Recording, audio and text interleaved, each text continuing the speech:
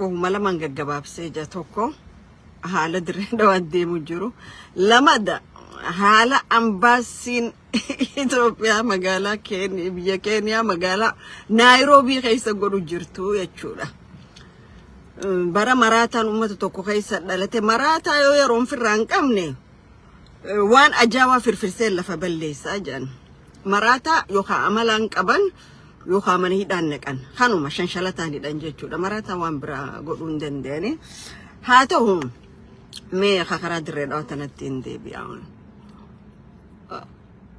Oromoo taane waan dhalannee fi wanni Oromoo kun nu guba, wanni Oromoo kun nu balbalcha, wanni Oromoo kun nu dhagahama jechuudha. Silaa saba Oromoo irraa dhalachuu baanne balbala teenya cufannee teenya jechuudha. Waan dhageenyus gurra irraa duuchannaa waan agarruus ijarraa hidhachaa jiraannaa jechuudha. Garuu waan saba kanarraa dhalanneef usnee taa'uu hin dandeenye. Usnee taa'uu hin dandeenyu ni dubbannaa jechuudha. Maaliif lafeen nu dubbannaa jechuu barbaadeeti.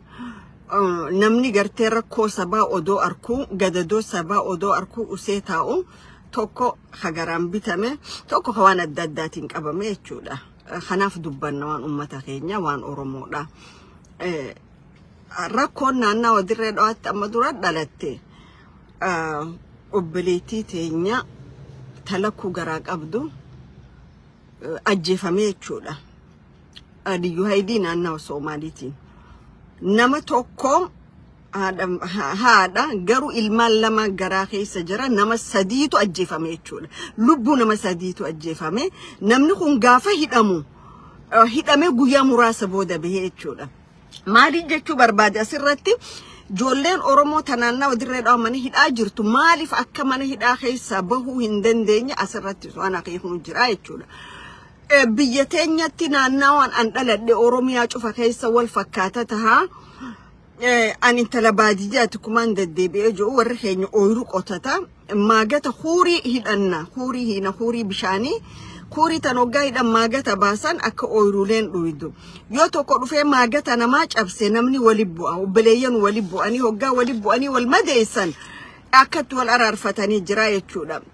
Yo sibiilaan dhawe yoo hawuma tokkoon dhawe namni kun miidhame shaffee ja'aniiti mana galchanii nama dhawame kana hadhaadhiyyanii korbeessa ta'uu hoolaa ta'u kuma dandeettii warra dhaweessanitti gurbaa shaffifatanii jechuudha.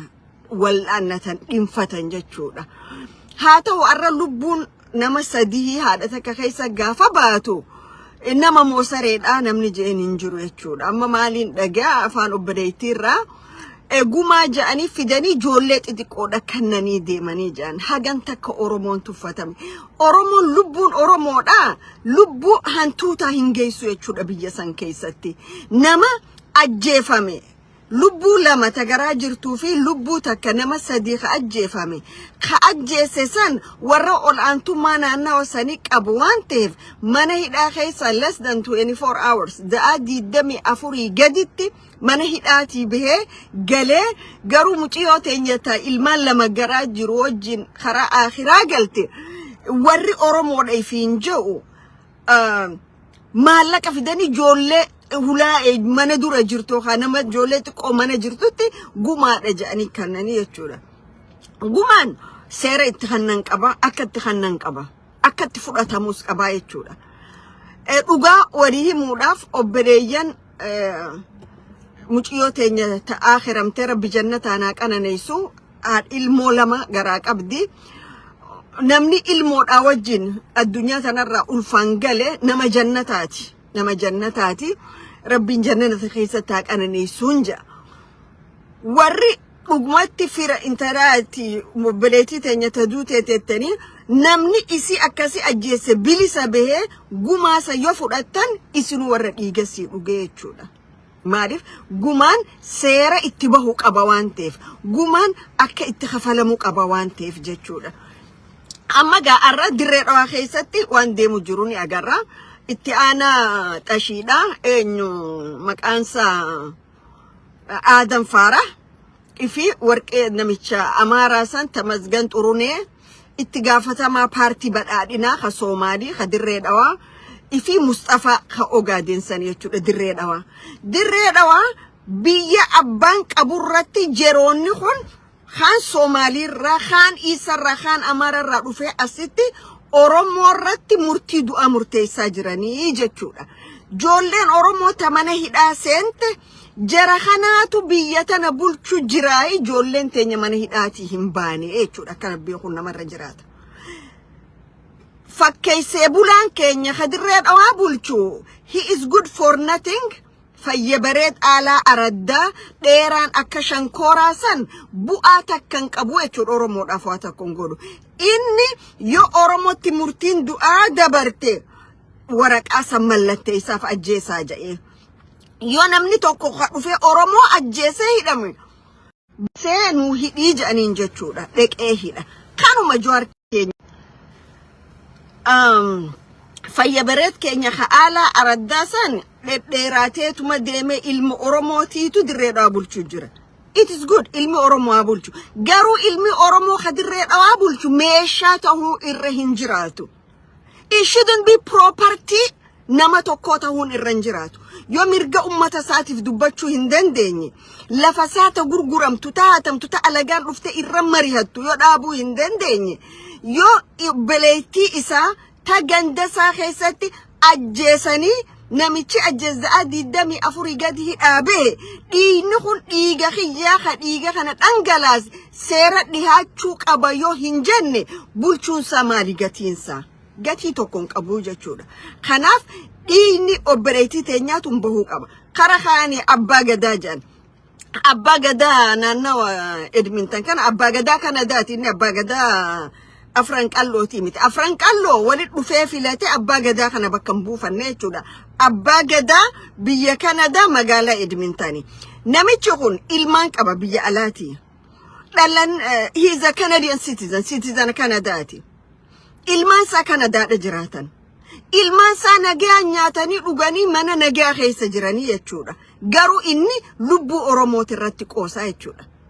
Lafa Oromoo irra qoosaa jechuudha. Inni yoo lafti san guutuun mammaramtee alagaaf kannamteehu biyya lammaffaa Kanadaadha qabaa jechuudha katti galu. Ilmaan Oromoo naannawa sanii yoo beelaan du'an ilmaan isaa Kanadaadha jiranii jechuudha wal farsistanii keessa jiranii ni nyaatan.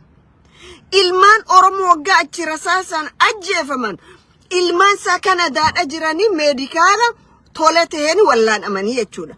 Kanaaf dhiiga Oromootti hin taphatinaa. Mootummaan cubbamaan kun citizenni biyya alaa biyya tiyya keessattis paartii siyaasaa irra qooda fudhachuu hin danda'u jedha.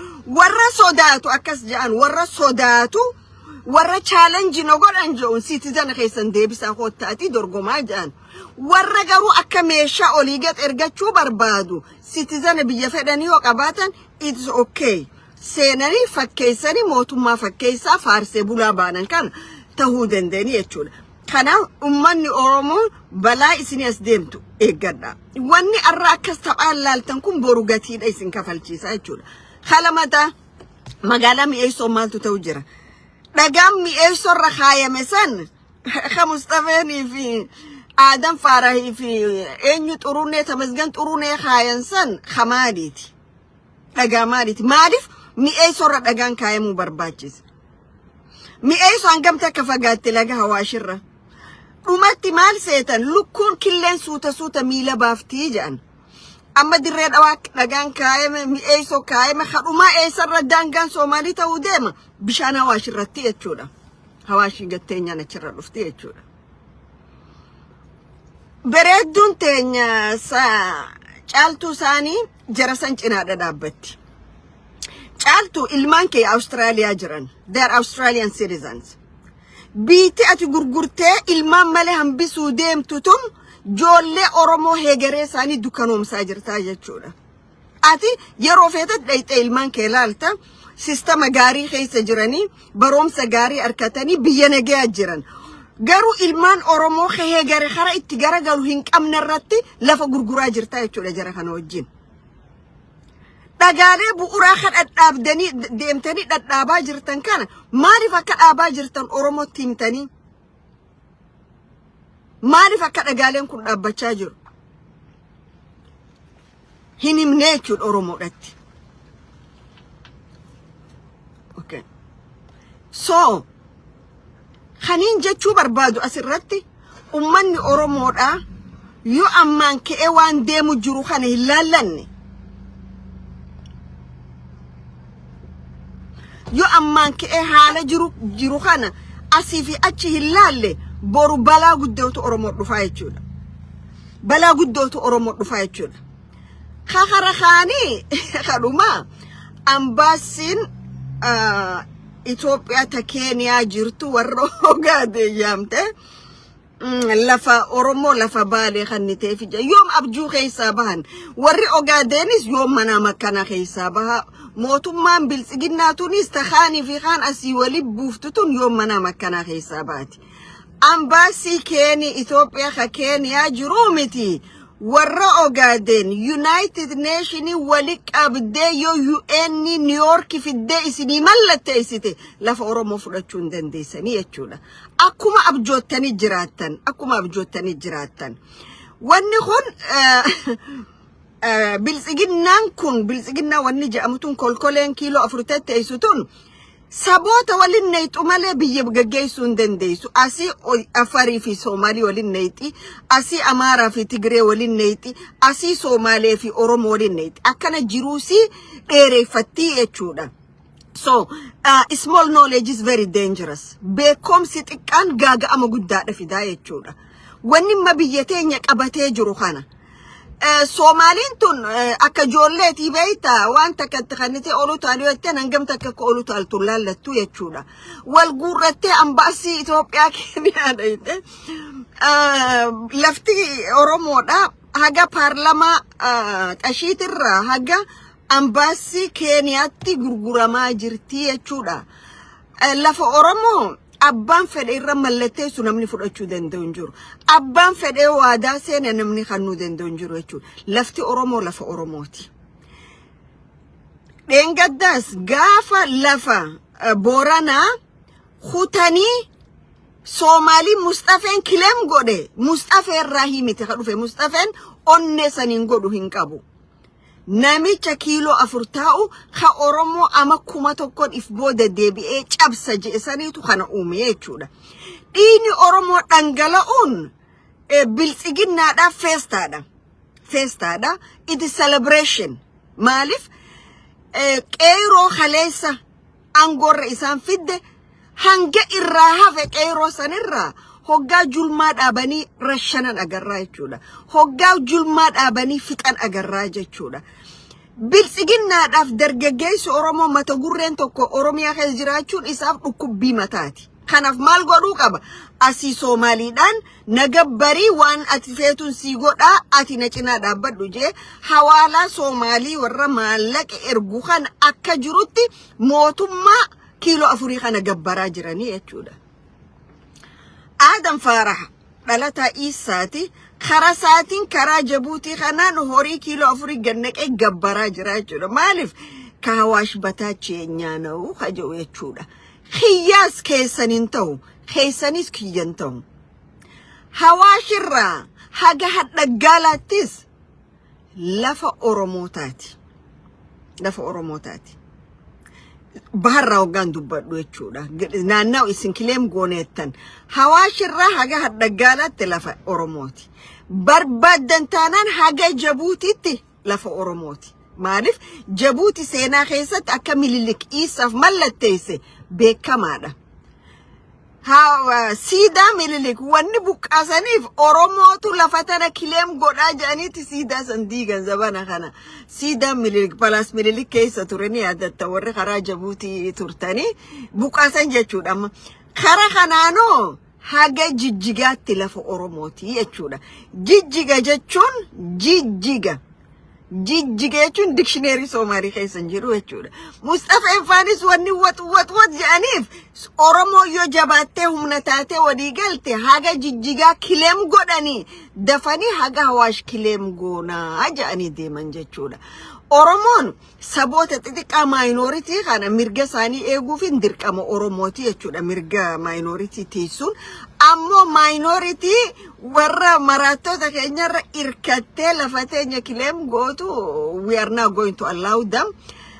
Dhagaa bu'uura amma asaboot dhaabdanii Finfinnee walakkaallee dhaabaa lafti lafuma Oromooti jechuudha achi deemu as deemu lafti lafuma Oromooti we cannot compromise kanarratti garuu ummanni Oromoodha akka Oromootti waliigalee sirna cubbuu kana dura dhaabbachuu qaba jechuudha sirna Oromoo lafa hojii gurguru kana dura dhaabbachuutu irra jiraata Oromoon maaliif tokkummaan Oromoo humna akka ta'e agarree jechuudha tokkummaa Oromoo kana humneessanii sirna Oromoo balleessu lafa Oromoo irratti diina bara dheeraa horaa jiru kana dura dhaabbachuuf tokkummaan Oromoo murteessa tokkummaa Oromoo gaanjo ummata cafaqanii zambiila tokko waliin naquu yookaan barmiila tokko waliin naquu miti at least Oromiyaa seef godhuu fi Oromoo lubbu Oromoo dandamuu irratti namna walii galuu qaba kana keessa gaa waan jiruus qulqulleessaa deemuudha jechuudha maaliif jennaan amma dura maaliin arkeessa karaa gidda ayyaana kana Wallagga Bahaa keessatti obboleessi tokko faannoo keessa jira obboleessi tokko naannawa bulcha وانا كان سيجرشودا warri obboleessi tokko faannoo keessa jiru obboleessi tokko mooraa qabsoo keessa jiru kanas Oromoon laallachaa deemuudha qaba Oromoon zigaal qaba beektu zigaal jechuun maal jechuudha seetan zigaal jechuun abalu kana wajjin dhaladhee wajjin guddadhee akkamittiin akkana ja'anii kajoo kun Oromoodha balleessaa jechuudha soo nama tokko uma qabu yaamaati waan ta'uu qabus itti hima maali qundii janiin qundiin ooyiruu hoggaa qottu qundii keessaa haramta akka baalli keessan wanni ati facaafatte san gaarii siitoof qundii keessaa guurta qundii mooraa qabsoo keessa jirtus keessaa qulqulleessaa deemuudha jechuudha qundiin bishingaa saniin taatu bishingaadha malee qundiin baala haramee gatamuu jechuudha qundiin mooraa qabsoo keessaa takka Oromootti akti gootu tunis bahu qabdi jechuudha mooraa qabsoo keessa mooraan qabsoo Oromoodhaan taligamuu qabdi kun karra walii gallu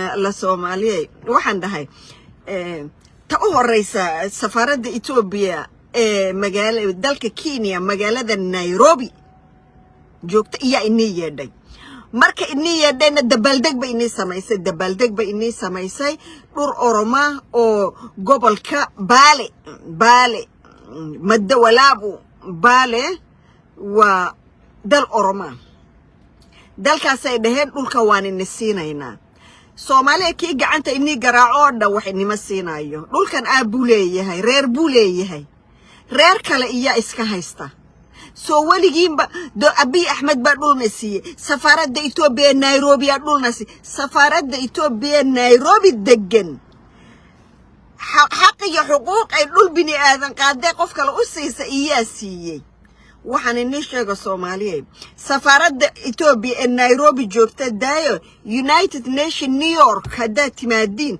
oo la inii saxiix oo la dhaho dhulkan Soomaali baa la mehelaysiin waayo dhulku aabuu leeyahay siday Soomaali u leedahay iyo meelahadna ay leeyihiin dad qabiil Oromo la dhaho nation Oromo la dhaha iskale meeshan waa dhex joogi karti waa dhex deganaan karti wax dhiba isku ma hayno si jaarana laba jaaro isku fiican waan isku noqon karna waan isla dhexdegi karna waan isla dhexdeganeyn qof Oromo intu Hargeysa tago ma oranay Hargeysa anaale intu xamar tago ma oranay xamar anaale intu meel kale Soomaali leeyin tago oo dhaho anaale ma jirto idinkan dhul Oromood aragtiin oo dhan anaale reer anaale halkeed ku leedihiin idinku taariikhdeed ku leedihiin maxaad ku leedihiin inoo waxyaalaha qaarkooda haddaan la daayaa fiican waayo waxaan ku arkayaa meesha odayo wadaado koofiyad xidhan iyo odayo gadh la iyaan arkayay oo odhanaya dhulkaana la siiyay oday wadaada horta geeskan Afrika goor kasta dhiigu ka daa Soomaaliya 40 sano dhiigi burburkii dhiiga keenay wali kama joogsan wali dhulku ma engegin wali xabadihi iyo qarxi sidaas u socdaan qaraxa inta dajil lahaydeen ay Soomaalida midnimada iskugu keeni lahaydeen ee dal nabad leh caafimaad leh dhisi lahaydeen iyaad rabtiin dadka loo shisheeya inaad dumisiin oo dalka loo shisheeya inaad dhiig dhaxdaadisiin taasi lagu heshiin maayo safaaradaha Ethiopia Africa oo dhan dhexdaadsan tago baastiyo bariis la cuno dhul bay noo saxeexayaan dhul ay ni saxeexiye ma jirto Oromo waynoo sheemayna dhiman 2015 16 14 ka soo qabo 14 15 16 Cairo dhalinyari Oromada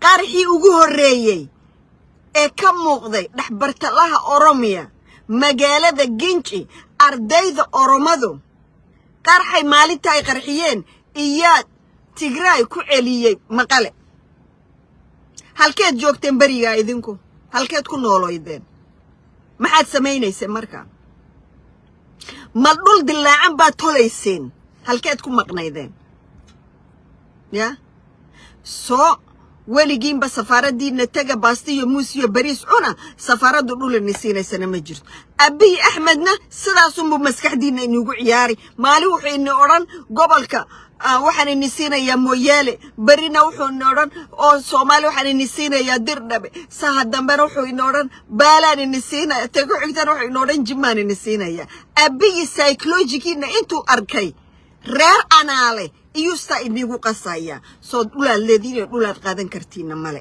mana jirto mana jiri karto dad Oromo la dhaho oo curad kuusha oo walaala ka dhashay Booran iyo Bareento oo ilmo Oromo iyo dalkana iskale dhulkana iskale Ilaahayna ugu nicmeeyo uu ku siiyay wax kale ha raadinina halkaad joogtiinun ma aragtay kalluunkiina yaanyadiina iska cuna annaguna halkan aan joogno iyo waxaygaan iska cunaynaa wax kale dhiigdaadis iyo dagaal inaad gashiin haddaad rabtiin Abiy soo garab dhigo Oromada u kaale mid kastaba qiyaastiisa diraca inta leeg baa loo tori ka kala macwiista inta leeg baa loo gooyin wax kale ma jiro Oromo dad ma raadsan Oromo albaab dad ma gargaraacin Oromo qof alla qof u tagtay ay dhaxday waxaan ana la isiiyo ma jirto man daqa albaab kulli yawm yahsil jawaab intum allun daqaytu albaabna insha Allah tahsilu jawaab haye Oromo taatu ganama galgala dargagaysu Oromo social media khanarati gandan amantin malin walnyaatu khun diinni khenya waan hojjechu jiro la kheesafo naannawni lameen social media ra target wal gootan kun lafti isin irra dhalattaniu ummanni isin irra dhalattan ifin lafti isin irra dhalattanu gurguramaa jira sila arra wal qabate Oromoon akka jirutti daangaasa defendi godhu qaba malee Oromoon hoomorkii wadi baasuun qabu hoomorkii tana cufa qabaasaa jiru mootummaa biltsiginnaati jechuun biltsiginnaa dandeettiin si kanuma dandeetti ittiin biyya gaggeessituun qabdu dandeetti ittiin biyya ummata tasgabbeessituun qabdu dandeettiin si billish dirgimiidhaa fi ummata waliin nequudha jechuudha so waan amma lafaa kana kadeemuun isaa Oromoon toftaasaa baafatee akka sababiraatti walitti buunetti warra lafa Oromoo fudhanne jee kana shaggooyye taphachuu jiru kana dhiisee Oromoon fallisaa maalii jee kara falaa deebi'uudha qaba so Oromoon jajjabaachuudha qaba deebiin qabu warra kanaaf deebiin qabu yeroo biraatiin si deebisa waan ati ma barreessite kana yeroo biraatiin si deebisa kan akkasi quba qabaadhu maarif yeroontu yeroo walirratti weesti goonuu miti yeroo walirra balleessinuu miti yeroo bu'a sabaatii fi bu'a biyyarratti balleessinu malee yeroo wal keessa garagalee Oromoo kana kaneettu miti jechuudha arraba amma arrabsitu kana Gojaamoota dheengadda Wallagga Bahaa keessatti Oromoo fixe faannoo sanirra deemii barreessi jechuudha isaaniif jecha tokko kanarra barreessitu isaanirra barreessi akkasitti tolaa jechuudha silaa garuu dhiigaatu hiddaatu dhiiga malee dhandhachin dhiiguu itti Oromoon durfixee jechuudha so re'een abbaa tiisu fakkaatti kanuma tiisu fakkaatti jechuun barbaachisi bobbaasu fakkaata kanuma jara keenya dhugaa wajjin haa dhaabbannu dhugaarra haa dhaabbannu ammoo cubbuu bakka jirutti dura haa dhaabbannu namni Oromoo irra cubbuu dalagu foon kee maan taane haadhatee abbaa kee karraa dhalatte maan taane haqa isaanii eegiif haqa abbaatii fi haadhummaa san eegiif garuu mirga Oromootiif gaafii Oromoo ka jallisan ittiin dhiisin. Obboleessi kee yoo diinaan bitamee jiraatellee diinummaa isaa itti himi yakka inni Oromoo irratti hojjechaa jiru saaxilii jechuudha. Kanumaan jechuu barbaade dhiinii obboleettii teenya Nasiyaa Ziyaad bulchiinsa dirree dhawaa harka jira isa harkaa ba kar tokko jalaan boo jechuudha. Kar tokko jalaan boo ka dhiigasii akkam baane ukkaamsee jiru bulchiinsa kana jechuudha. Bulchiinsi kun aangoo ni qaba. Simaa baduuf achi kaayan malee aangoo magaalaa sanii warra arra suuraan sanii tarrifamte sanii harkaa qaba. Kanaaf Johaar keenya dhiiga muciyyoo teenyaatti sin dho'isin.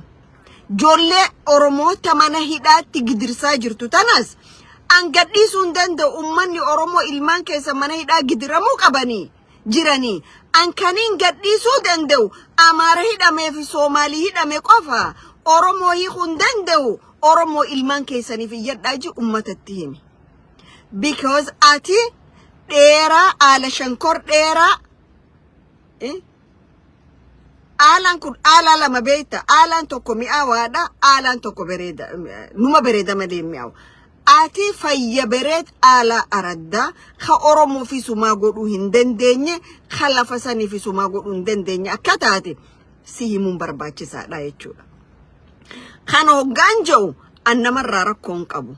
Garuu ummata kiyya ka dhiitamu lafa tiyya ta gurguramtu. Obboleettii yete ilmoo lakku odoo garaa qabdu rasaasa Liyyuu Haayilii Isaatiin ajjeefamtu. I cannot ignore it. Ignore hin godhu jechuudha.